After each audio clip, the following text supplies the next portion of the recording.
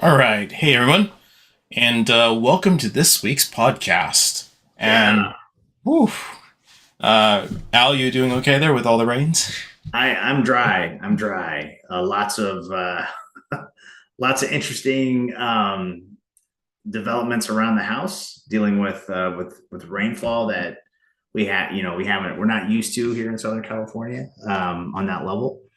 But I guess January and February so far we've had crazy fires and we've had crazy rain. So Hey, welcome to California, right? yeah, Our four that's right. seasons are, Santa Ana winds, fires, floods, and then earthquakes. That's right. That's right. So we In no particular order, that is. Yeah, and it comes whenever they feel like they want to come, right? So yeah, but thankfully I'm good. I think most of my friends were able to stay dry. No major flooding to anyone that I know. So thankful for that. Um, another bit of a wild week on a lot of different things, but I think more so in the cyber realm. The we talked about it earlier.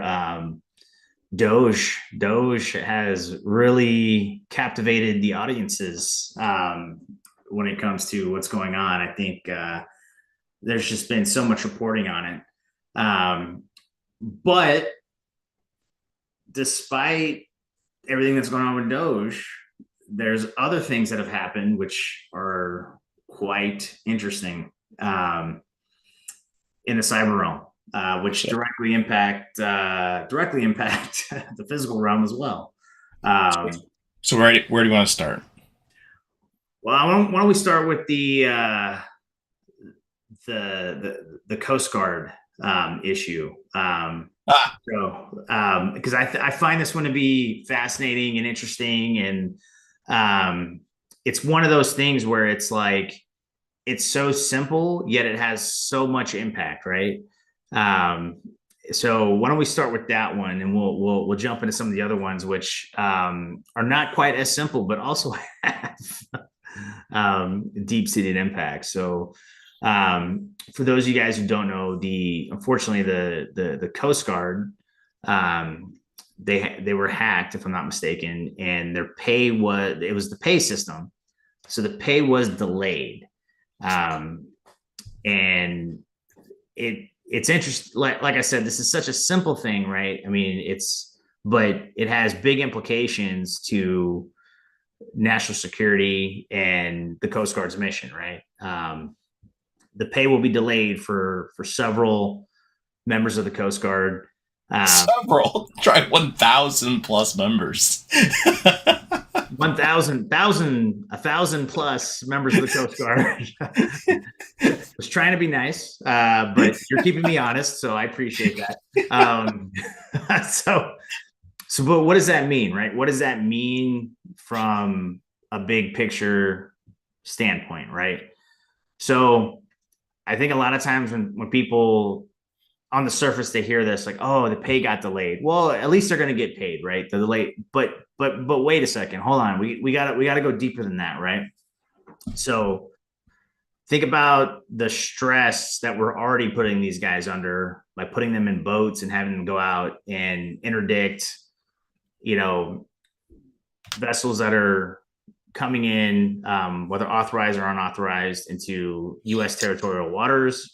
These guys are potentially doing boardings, putting their lives at risk. Um, they're interdicting drugs that are coming in, boats that are conducting human trafficking, or illegal fishing, right? So they're already doing a very stressful job. They're away from their families. Um, they're putting themselves in harm's way. Now, on top of having to focus on that, their bills are going to be late. They're going to miss credit card payments, mortgage payments, power payments potentially, right? Um, so how focused are they going to be on doing their job when the pay doesn't come in, right? I mean, I know I think Josh, you're like a lot of people like me as well. Um, financial stress is part of life, right? But we deal with it and we have to manage it, but it's something we manage. But on the 1st and the 15th, when the money comes in, we do breathe a sigh of relief. Okay, well, the money came in, great. I can pay bills and I can move that ball forward. What happens when the money doesn't come in? We're adding incremental stress to our lives, right? Because now I have to think about, oh, now I got to deal with this. That you're adding stuff to an already full plate for most of us. So that financial stress, it's tough, right? And when we consider something like, well, this shouldn't happen. This shouldn't happen to a government entity. We, as taxpayers, we talked about this a little bit last week. Our expectation is that the guys who are putting themselves in harm's way, protecting us, get their paycheck, they get their money, and they can focus on doing the job that we're asking them to do, right? So what I find interesting is, lack of pay means financial stress, which translates into impacting to one's job, which then impacts the overall, narrative that's being pushed, uh, or maybe not narrative, let's say agenda, policy items, such as combating fentanyl or combating illegal immigration. You're asking for gaps, basically, at this point, because people have really no incentive to show up to work if Right. you're not paying reasonably on time. And God knows how long these payment systems are going to be offline, but you're talking about at least about a month, if not 2 months, of possibly stress as they try to get these systems back online. And any major cyber attack or ransomware attack, you're talking about roughly, at least on average about 30 days of outage. So that's at least 1 month of payroll missed, and you're hoping that the second month of payroll shows up And pretty soon.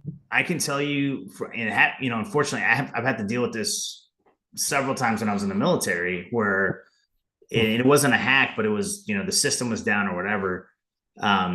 It causes a lot of stress. And if you just consider, just to your disruption to your personal life, right? I mean, we all know that there is there can be a very direct correlation between what's happening in your personal life and what's going to happen in your professional life, right? If things are not good at home, it will carry over into work, right? Um, and so, you just imagine, like, you've got wife and kids at home, or maybe you're taking care of your parents, or you're sending money back to the family, and all of a sudden you can't do that, right? There's just cascading effects of stress that permeate through an organization like that.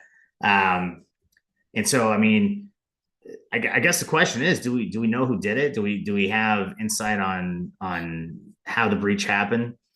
I didn't see anything too quickly on that one. I just saw a quick headline discussing that, and I'm just thinking, Yeah. oh, that's just great. One of the lines of defenses that we have to protect our borders is not there, or not really funded, in a jokingly way saying, because, the people aren't getting paid. So I mean, uh, it's speculate. at the rate we're going, those Coast Guard cutters are going to be more like, tour boats, so the U.S. Coast Guard could fund their operations or something. Right, right.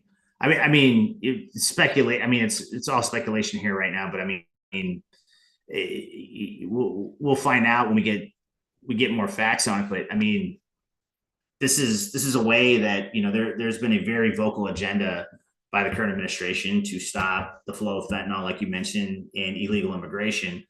But I think this highlights, a big aspect of convergence, right? Of a cybersecurity issue can directly impact the physical side of things very easily, right?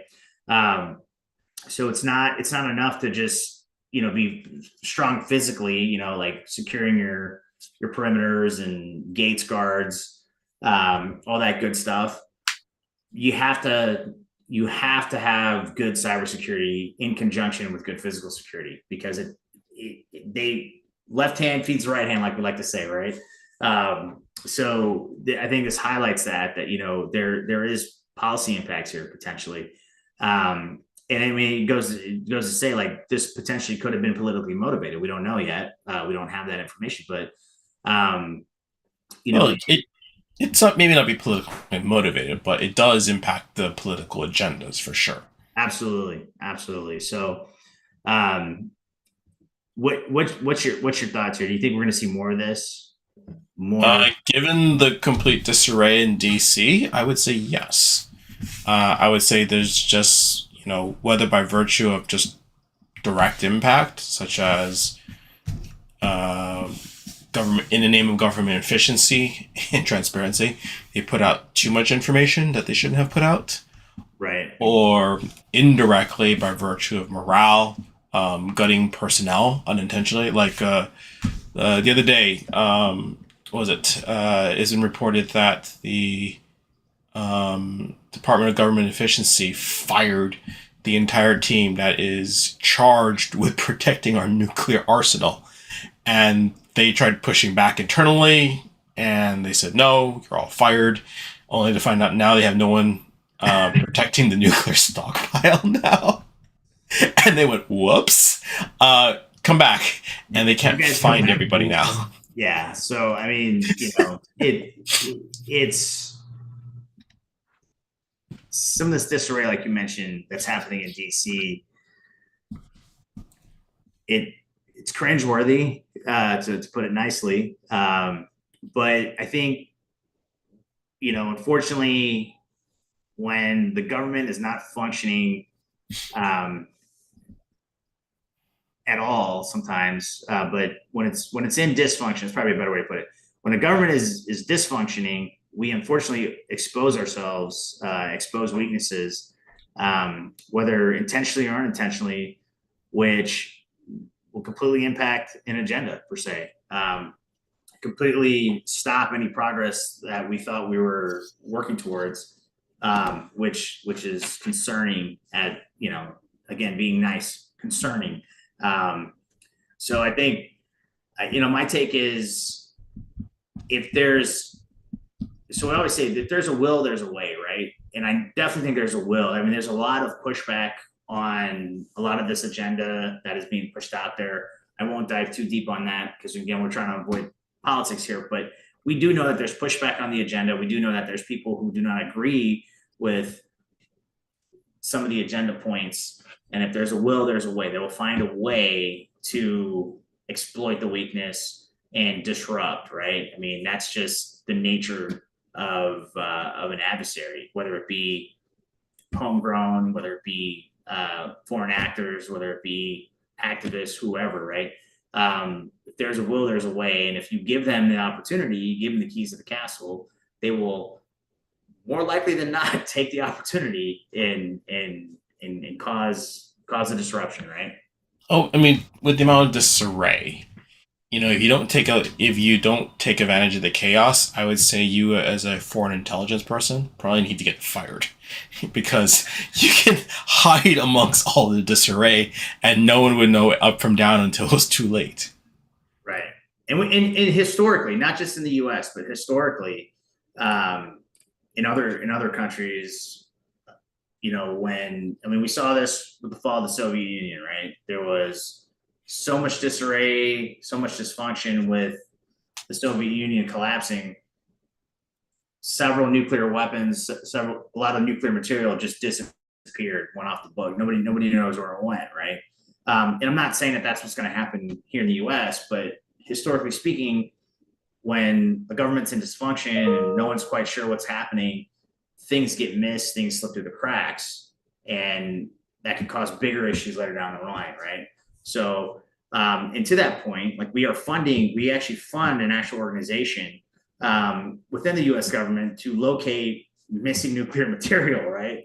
Um, a lot of that is due to the fact that there was so much dysfunction, disarray that happened with the fall of the Soviet Union and all the satellite states. We actually have to create an entire office. So taxpayers were paying for this to go find out where that nuclear material is, where those nukes went, right? So Yeah. Sounds like we're going to need it ourselves very soon. yeah, so I mean, there's definite impacts across the board to this kind of stuff. Um, so again, we wish the best to our guys, to our buddies in the Coast Guard. I really hope that gets resolved soon. Um, so, but that's not even the biggest thing that happened when it comes to government hacks, which which it There's I'll be something nice. worse. Concerning. Oh, Concerning. Nice.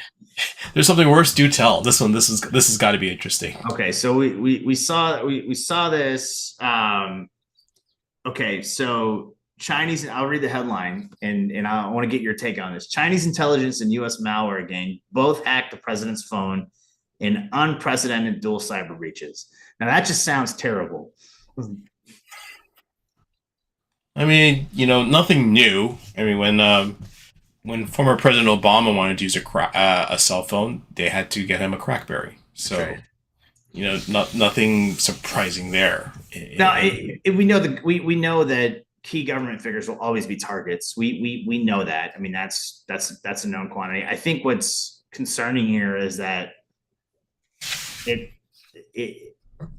I mean, did both entities, were they able to crack the phone and hack the phone? Because that's concerning. Well, I mean, if you think about it, so the vendors for who do all the cell phones and the calls for the for the nation is in the hands of the big three.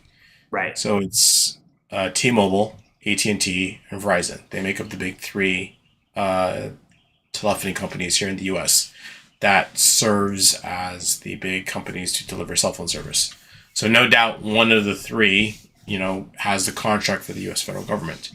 At the same time, if you keep also in mind, because it's just one of the big three, that's all you need. You have access to that information by virtue because every phone's essentially an account. So if you know that cell phone number, theoretically, yeah, you have the ability to go and see all the communications or anything that's going through. And, depending where you insert yourself, that's even more concerning.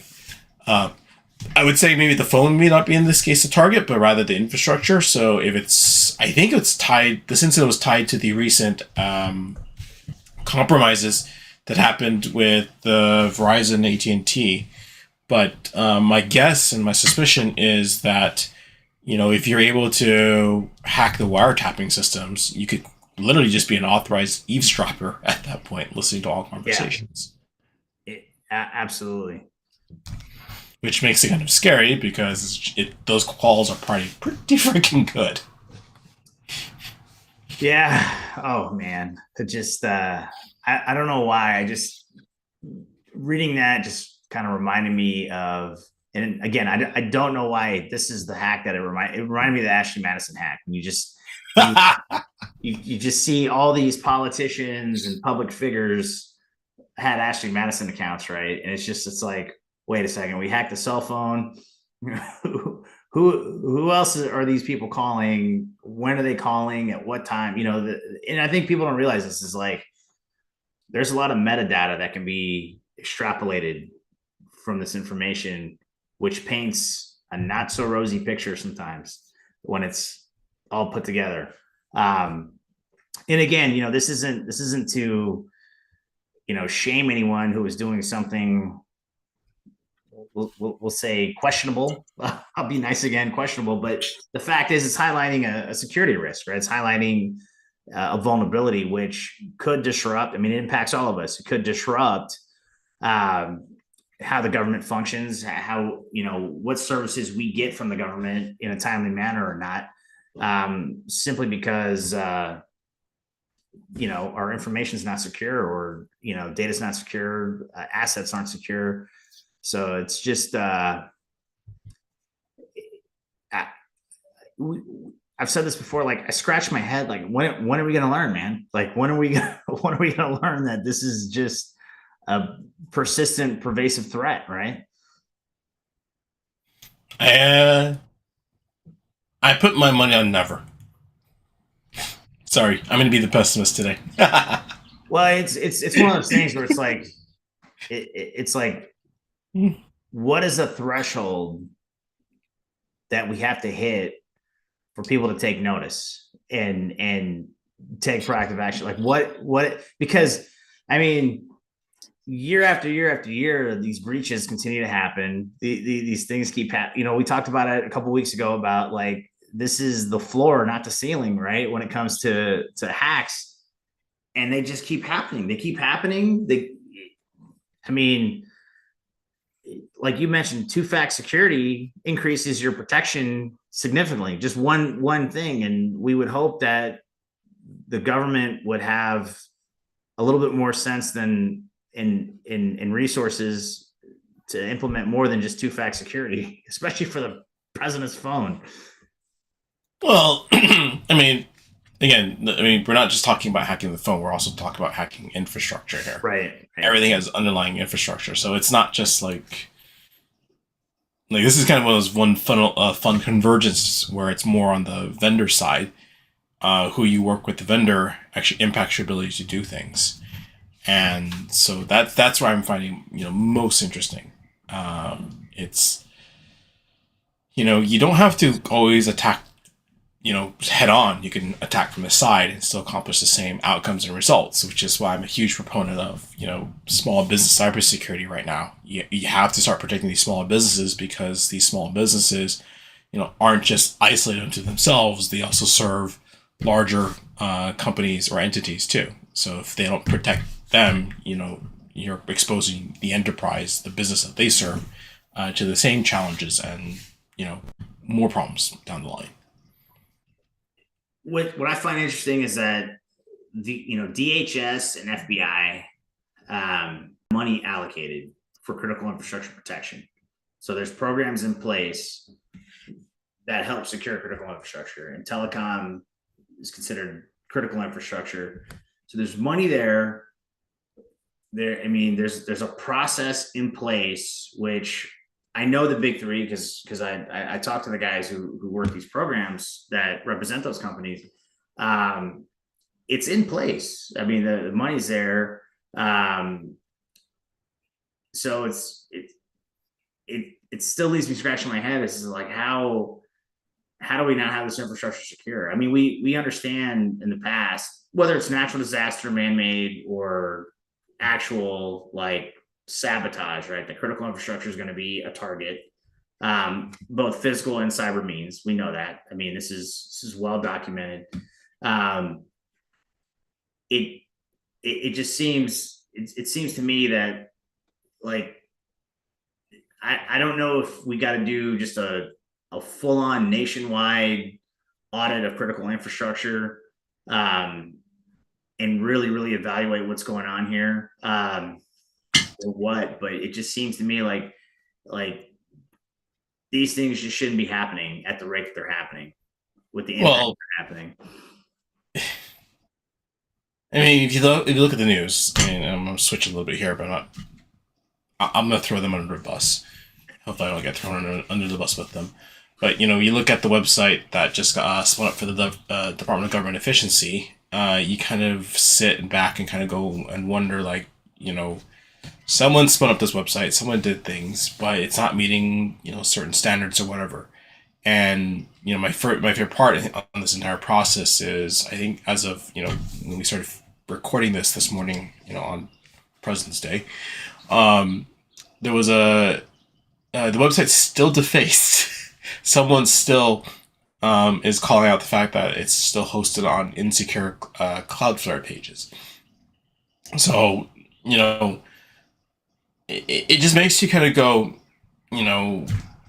what are they really doing in the background? What are they really doing? Or even my favorite part is, are they even really security people now? I'm really having to ask that question.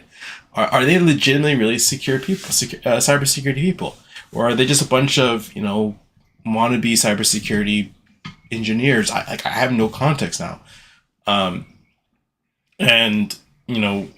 it just makes me really pause and wonder, if they can't protect a simple basic website, how can they protect classified information? How do they classify? How can they protect national security information?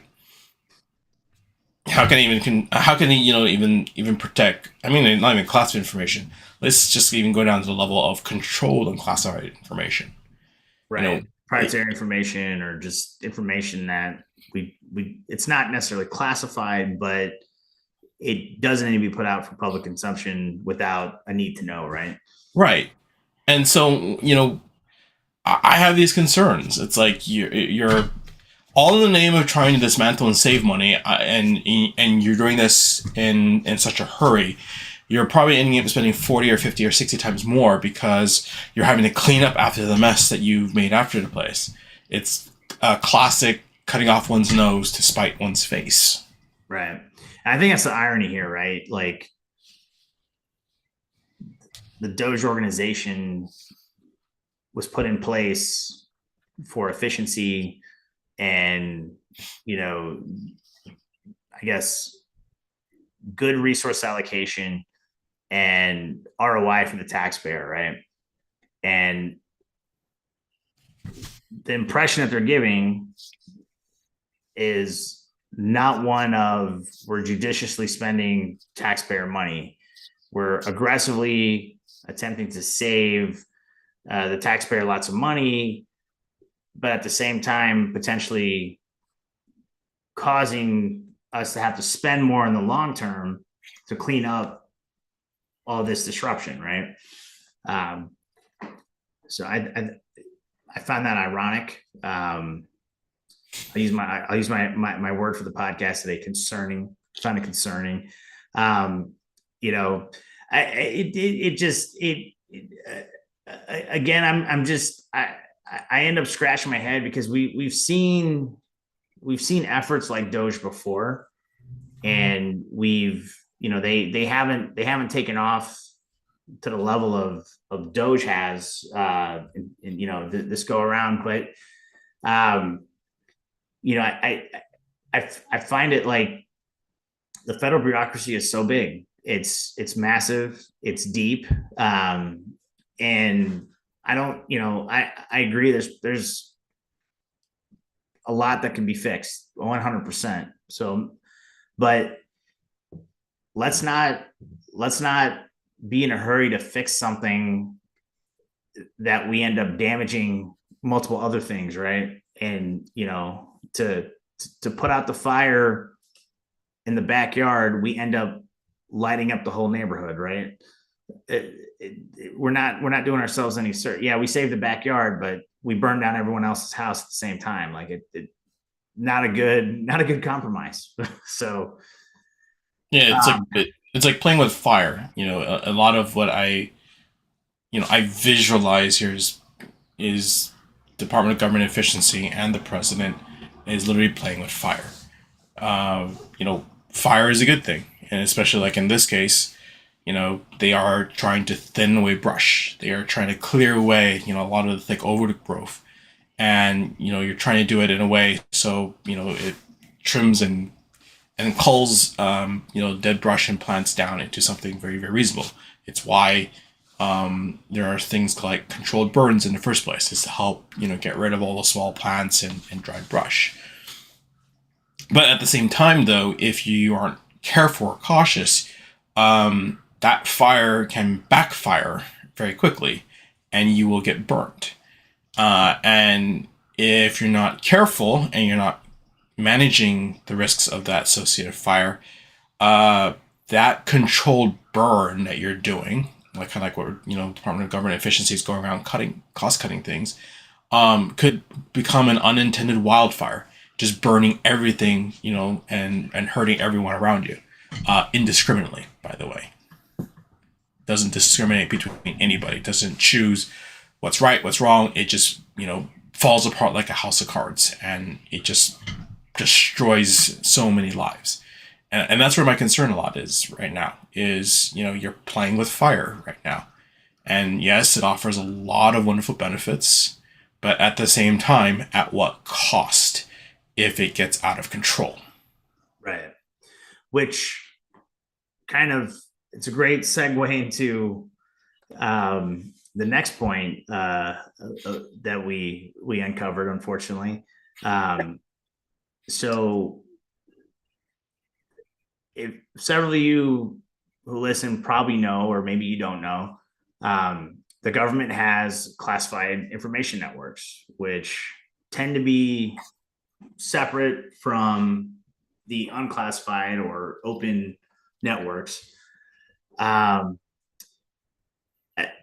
another inadvertent, I hope please inadvertent consequence of what Doge has been doing over the last few weeks is our classified networks were exposed.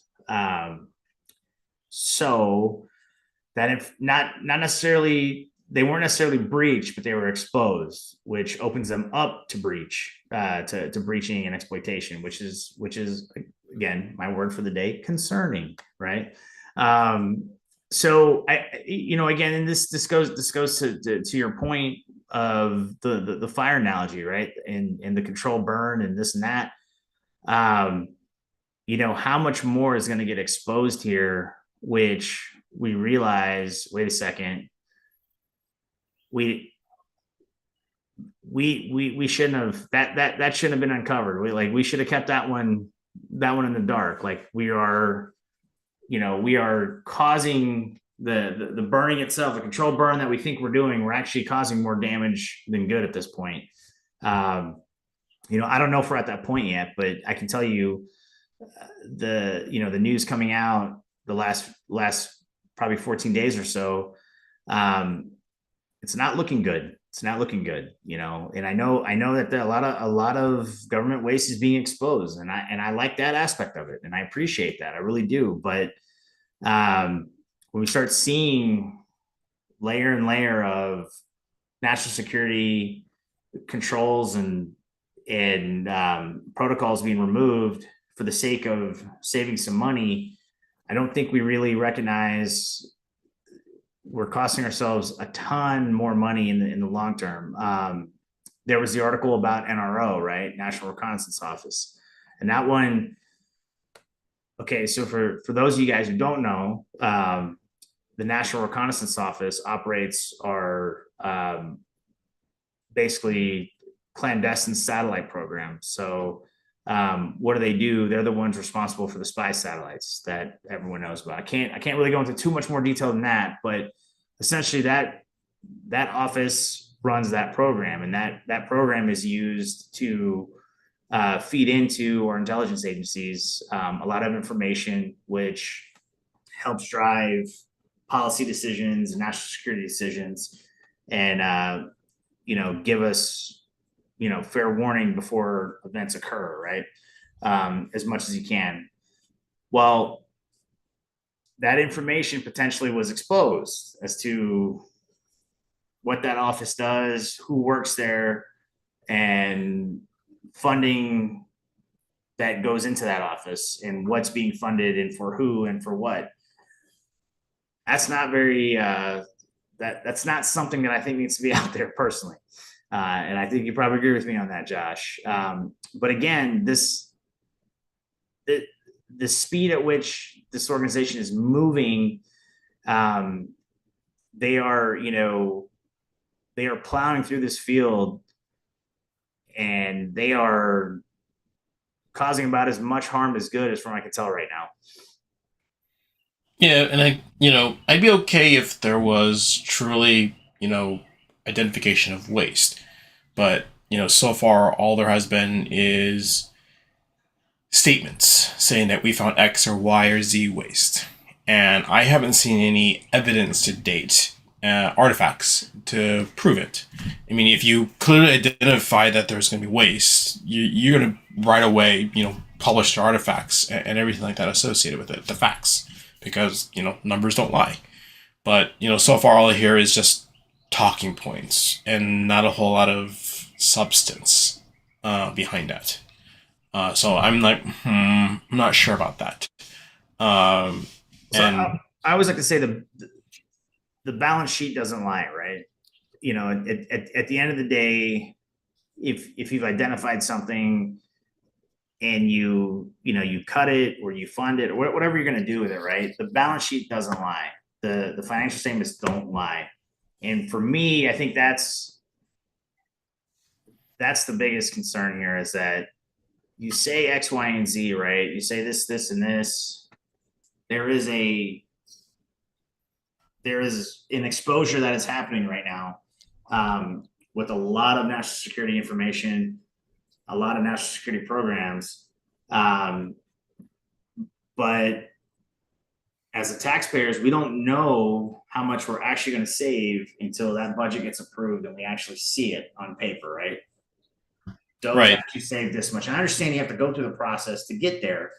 Um, I'm of the opinion, though, that a lot of this could have been done much quieter outside of the public arena, um, in a much safer way, right? It may not have been as quickly as well. It definitely would have been as quick as what we're seeing now, but I think it would have been more deliberate. It would have been, you know, it there would have been some type of change management program, right? And there would have been kind of an effective path to success, which wouldn't expose a lot of this information, or at the least prep those organizations, those agencies to safeguard information they knew was potentially going to need to be accessed by that team, right? And I think what, you know, personal opinion, again, the balance sheet doesn't lie, right? So show us the balance sheet at the end of the year or the end of 2 years. Hey, this is what we saved you guys, right? We did our review, we did our audits, we kept it quiet, we did it in the background, we did it following protocols. This is what we did, right? So, you know, I'm not in charge, so I can't, I can't make that decision. But it just seems like there's just a much better way to do this. Well, you bring up a great point. If the balance sheet doesn't lie, then why does this so-called IT team need access to all these IT systems? Correct, right? So and You need financial auditors, not IT geeks. You need someone with business acumen, business subject matter expert to trace numbers. If this is a whole thing about identifying fraud and waste and improper spending, that's a numbers and that's a audit and operational function, not a technological function. absolutely. So, kind of looking at this this whole situation that we have, um, good, bad, or ugly. We'll leave the audience to decide what Might be nuclear at this point. might be good, bad, ugly, or nuclear. Um, I think there's a lot of lessons here that we can take into our organizations in general. Um, you know, I think everybody kind of the pace at which business moves, especially in the tech sector, right? We're really big on let's fail forward, let's fail fast, let's fail often. You know, let's try something new. Um, let's put money into something, and if it doesn't work, cool, we'll kill it and we'll move on to the next thing and we'll put money there and we'll try. And that's all great. And I acknowledge that's how innovation happens and we have to do that. But is that necessarily what we want to do for our security teams, right? Cyber and physical. You call that wasteful spending in the government when you fail. Right. No, you're absolutely right. You're absolutely right. And we talked about this last week about, wasteful spending in Silicon Valley's innovation, right? Wasteful spending in the government is bad. It's a waste of taxpayer money, right? But I think we all have to look at this and kind of see what's happening and say, look, to our own organizations that we work for or work with and, the people we advise, what's the plan here? What was the plan? I mean, we fell in love with the outcome of saving money and being more efficient. And I don't think anyone disagrees with that. I think that's a great outcome. But what was the plan to get there? And I think we take that lesson and we say, okay, we're going to implement a new security system, whether it be cyber or physical, right? We know we want it. We know why we want it. But how are we going to get there in a reasonable way where we don't expose the rest of the organization to harm, right? And I think that to me is the big lesson here is, was there a plan? Is there a plan? I mean, if you want to save $1 in the government, it's not hard.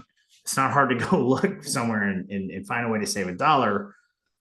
You want to save $1 and not expose, your employees and taxpayers and everyone else to significant risk. It's a little bit more challenging, and that's okay. But I think you got to ask yourself the same thing for your organizations is, physical security protocols. A lot of times you want to, a company wants to save money, they'll cut guard services or they'll reduce guard services. And it's your prerogative as a company. You got to do what's best for the company. You got to stay profitable. I totally get that. However, what exposure are you subjecting yourself to, right? What type of risks have you increased? Do you have a plan to mitigate that? A lot of times I say the answer is no. A lot of times it's a purely financial decision, which I think what we're seeing here is a purely financial decision is not always the best decision to make. You need to have more information. You need to have an understanding. You need to map out what the full impacts are going to be across the board, right? Right. Just saving that short-term money to hit the quarterly report, it's not necessarily going to, save you money in the long term. There might be other issues there, right? And I think that 100% applies to the cyber realm as well. Yeah, when I always say that chief financial officers, and I'm generalizing here, but the last of the chief financial officers I've seen in Fortune 500s, the strategy has always been to make more money, is to cut costs, cut costs, cut costs, cut costs, cut costs. At some point you start cutting into bone. Yeah, absolutely. And look, I understand, right? I get where the CFOs are at. They're under a lot of pressure, especially public companies. Shareholders want to see that stock price move up. I get it 100%. But, we talked about this, back in December when, the CEO of United Health got shot. Like, was that cost savings really worth it? Not having an EP team. I know the shareholders weren't happy about that. I know the shareholders would have rather spent the $100,000-$200,000 to have them have a full-time EP team than the outcome that they got, right? So, and I think you take that on a macro scale to the government and what's going on. I think we have to ask ourselves the same thing. Like, hey, yeah, we definitely want to cut costs. We definitely want to be more efficient. But at what point are we cutting into bone here? At what point are we causing more harm than good? And at what point are we, exposing ourselves to a world of hurt that's going to cost way more than any savings we get? Yeah, and I'm thinking just coming back to the top topic at hand here. A lot of it is just you start just wondering about the qualifications. You start wondering about the expertise. You start wondering about the classic, at least we say in security on the C-suite side, you learn is you're here to support and enable the business. And I have a lot of those questions right now. Like, what are your qualifications? What are you doing to support and enable, the government business, making sure we as taxpayers, you raking up these massive charges and everything like that isn't just simply for your own pockets, but it's actually legitimately, in our best interest.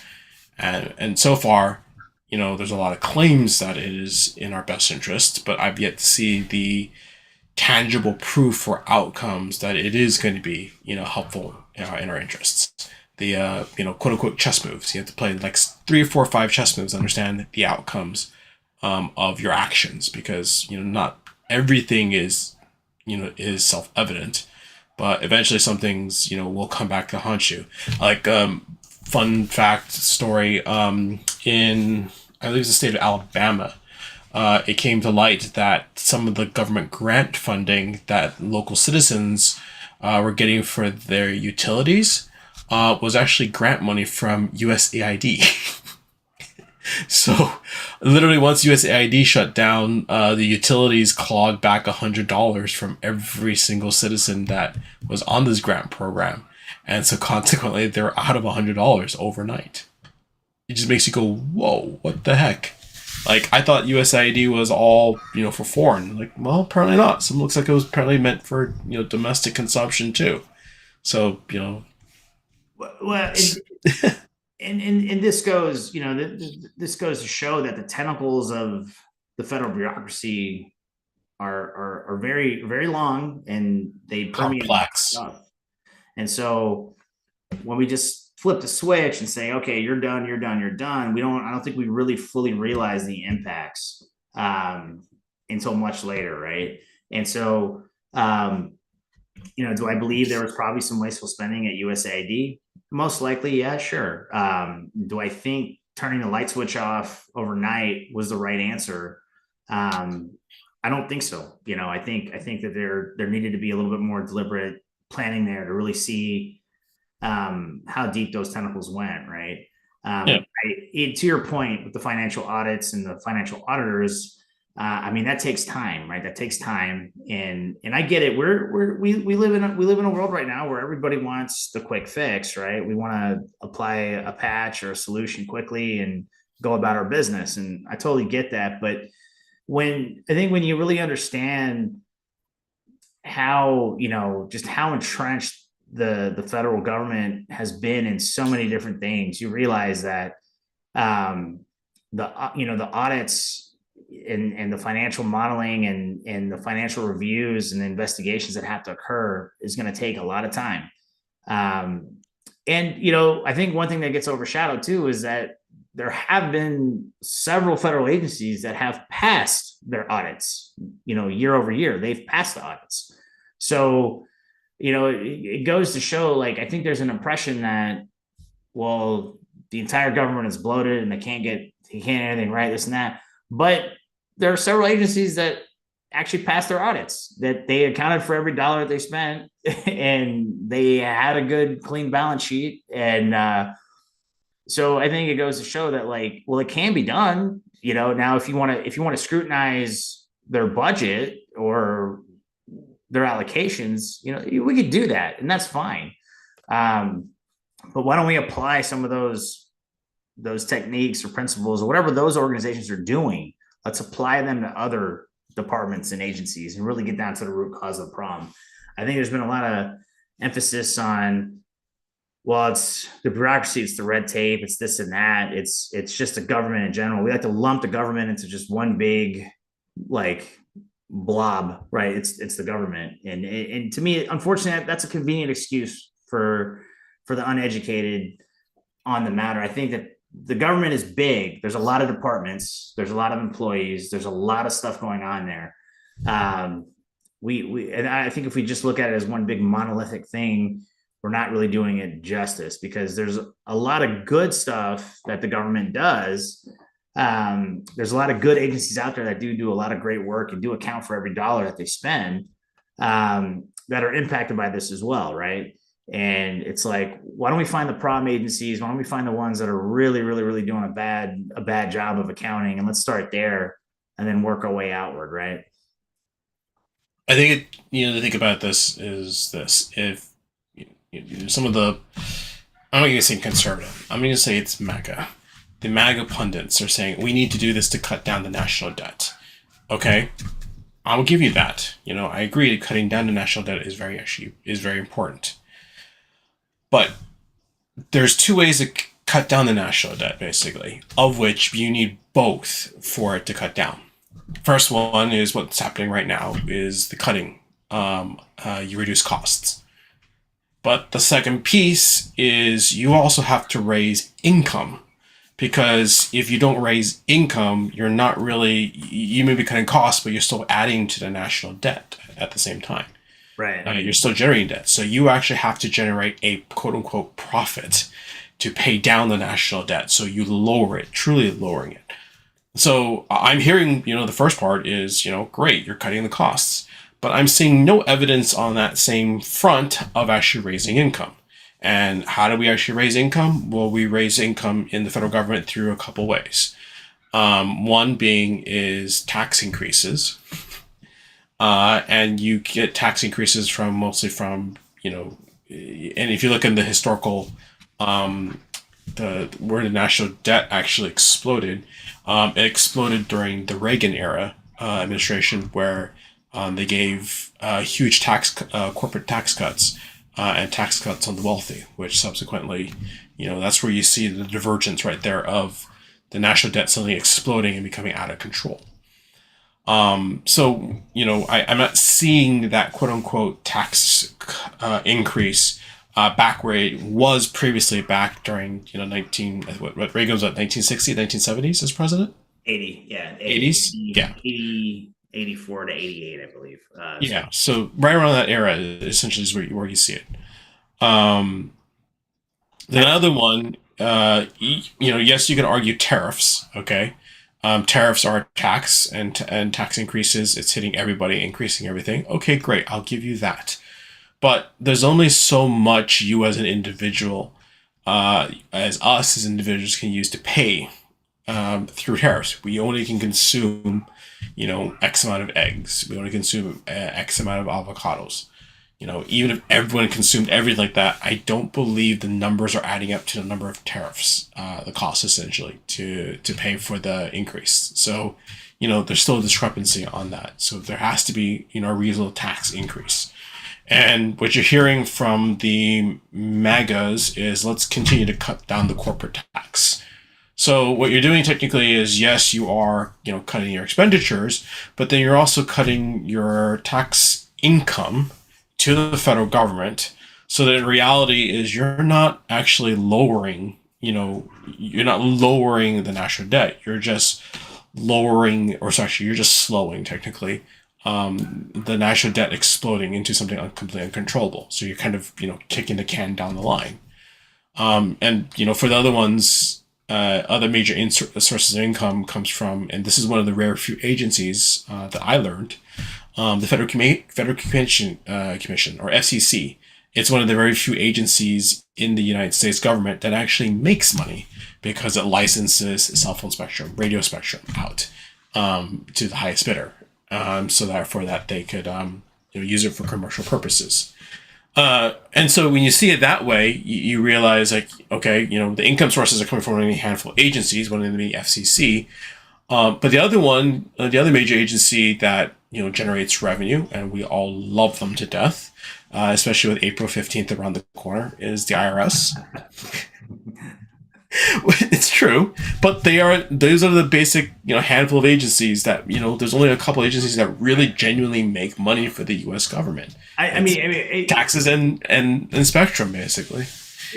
I guess irrespective of what side of the political spectrum you fall on, this is a basic math problem, right? Yeah. At the end of the day, and math is politically agnostic, right? If you can either cut spending, okay, but you also have to make more money, right, for the offset, right? So, at the end of the day, this is a math problem that you have to figure out. Now, I think what the argument that in the political arenas that they're having is,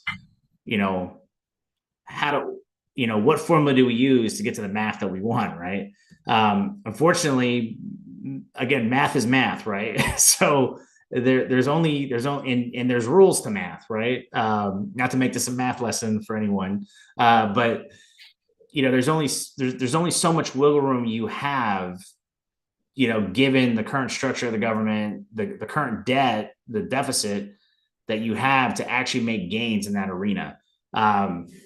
And when you look at when you look at the national debt from a perspective of what are the biggest payments that we make, a big portion of that deficit is the interest payments, right? Which anything that Doge does not really impact that, because that's interest we're paying on loans. So unless we go back and renegotiate those notes, highly unlikely that's going to happen. We're paying a lot in interest alone. And then the other big portion of that, I don't remember which one is number one and number two, but the other big part of that is Medicare, Medicaid, that program, right? And the way that's structured, is basically the generation before is paying for the current generation's healthcare.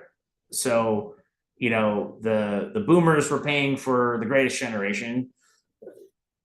Gen Xers are paying for the boomers. The millennials are going to pay for the Gen Xers, and Gen Yers. Sorry, millennials and Gen Yers.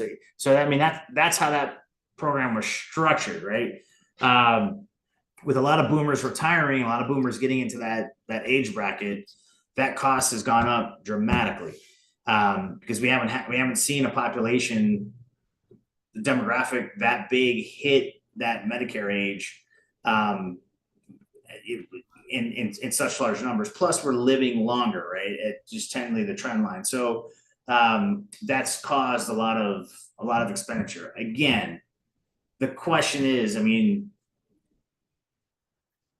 can Doge, like, what gains can be made on that, right, to reduce that deficit? And I think the question I always frame it like, okay, when we understand the math behind the math problem, right, is the exposure, the cost benefit, is the exposure that we're giving up in national security, in data privacy, in information systems, going to yield us a significant amount of cost savings or benefit to reduce those numbers down to a point where that national deficit is manageable. Yeah. Um, And I think the results, the writing at least on my wall here is that it's not going to be any real cost savings. If anything, we're going to see a lot more, I think, security incidents and a lot more risks that are just exposed that's going to be taken advantage of. And it's going to impact things like national security. It's going to impact cybersecurity. It's going to impact a lot of different things very quickly because essentially the federal government is funding the initiatives to help protect these various agencies, whether public or private. I think we look at things like doxing, right? Doxing of government employees. We look at exposure of confidential information, proprietary information. I mean, these are some things I don't think people consider, of like the amount of research grants the government's doing, or putting out there, the amount of research that's sensitive information, that's protected information, that we as taxpayers have invested, millions, if not billions of dollars into this research for technologies that, if exposed, or those individuals who are working those programs are exposed, um, they're now at jeopardy or at risk of either foreign adversary or foreign corporation getting that technology and bringing it to market faster, right? And then that, it ties all into our economic power as a nation. We're now watering that down, right, when this information gets out there. And I know that, like, again, I'm trying to veer away from the political lane as much as I can. But irrespective of like your feelings on the direction the nation's going, I think ultimately we have to maintain our economic power to push forward the democratic values that the nation's founded upon, right? So whether again, whatever side of the political coin you sit on, I think we can all collectively agree that we have to maintain our economic power in order to maintain, what we have, as a nation. And we can disagree on the political nuances here and there, but none of that matters if we don't have economic power, or we don't have the ability to live the lives that we want to live, right? So Right. it's one of those things where we have to really, I think, we just got to ask ourselves, like, I may disagree with somebody politically, or I may not necessarily like, what they support. Okay, that's fine. Like, we're all entitled to our personal beliefs, personal views, right? That's fine. No big deal. But do I really want to see my neighbor homeless, right? Do I really want to see people in my community or my country, my state impacted in a negative way? what does that do to our society, our community, right? And I think that to me has always been an interesting aspect of this. Of yeah, we will have political disagreements and we'll have policy disagreements, and I think it's healthy to question things, and I think it's healthy to go through and review, um, what we're spending our money on, as a government, or what our government is doing. I think that's very healthy. I think we're one of the few countries where we can actually do that, in that change and affect change. But are we so bitter and so angry at the other side of the political spectrum that we want to leverage the government for like reprisals or economically damage our neighbors, right? I don't know if that's, by neighbors I mean our individual neighbors here in the US, but then also like Mexico and Canada as well. Like, do we really want to cause economic harm across the board? I don't think that's what we're looking to do here, as a nation collectively. I think that's probably the wrong answer. I mean, you can imagine, again, I always bring it back to the work organization. I mean, if security and ops were at odds like that, where they were actively trying to axe each other, or cybersecurity and physical security were at odds with each other, I mean, the company wouldn't function. It wouldn't make any sense, right? Or finance decides that they don't like, marketing today, right? And finance and marketing are at odds, right? So who's winning at that point, right? Not that business. Doesn't make sense. So I think we have to like frame things in this way of, we want the government to work. We want everyone to work together, and irrespective of political ideology, we got to work together to solve this, right? And I think that's the hardest part is, when you look at certain decisions being made, you just pause and kind of go, that doesn't make sense. Like when you do certain actions, it's just like, Right. and it takes reasonable individuals to at least stop and say, okay, why isn't the math not adding up here? Right. And Absolutely. I mean, like these hacks and these breaches and these exposures, right? Like they're politically agnostic. They don't care if you're, a Democrat, Republican, or somewhere in between, or, like if you, you know, it they they don't care. You know what I mean? Like the damage is done. We're all going to be impacted. So it's to me it's like it's not a political issue. It's not a left, right, blue state, red state. That's irrelevant. The fact is, people want to cause harm, whether it's in the physical or the cyber realm. So we need to make sure that as a government, we are moving things forward in a way that we protect everybody, right? Because it's just not going to be, well, I voted for this person, so I'm going to be protected when the floods come in, or whatever, when the damage comes. Or I voted for this other person, so I'll be good. It's not going to work that way. It's just not going to happen that way. We're all going to be impacted. It doesn't matter, who you voted for. It doesn't matter where you fall on the political spectrum. We're all going to be impacted by it, right? And I'll give you a great example: the fires in LA. The fires did not care who anybody voted for. They did not care what political party or what candidate bumper sticker you had on your car. They did not care. They came through and they burned everything, and that's unfortunately what's going to happen, if we don't get it together when it comes to these exposures that are happening. right, and I think that's the big thing. It's like, people need to start thinking about, less about Democrats did this, Republicans did that, the left did this, the right did that. It needs to start thinking about the collective whole picture and the bigger picture together. That, you know, we're one nation Absolutely. under God, Yeah, and we should be indivisible. exactly. 100%. So, um, bottom line is I hope some of this news that came out this week about some of these exposures, and I hope it, at a minimum, gets people to slow down and say, wait a second, let's stop. Let's think about what we're doing. Let's get a plan together and make sure that as we move forward, we're not exposing things, we're not causing harm, we're not giving people access or putting out information that doesn't need to be out there. At a minimum, that's what I hope.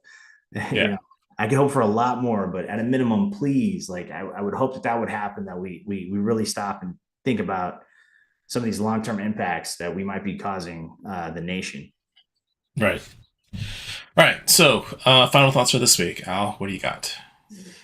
Well, I would say every catastrophe, every data breach, every fire, hurricane, aircraft incident is a learning opportunity.